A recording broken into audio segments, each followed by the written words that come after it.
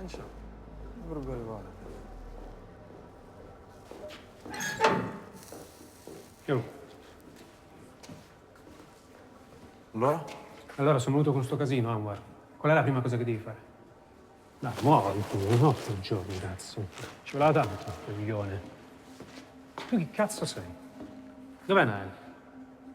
Oh, parli italiano, capisci? Cos'è, sei venuto per me? No? Peccato. Non imparate mai, eh? Poi io se voglio vi faccio uscire di qua tutti in manette, capito o no? Se noi vogliamo, da qua non ci esci più.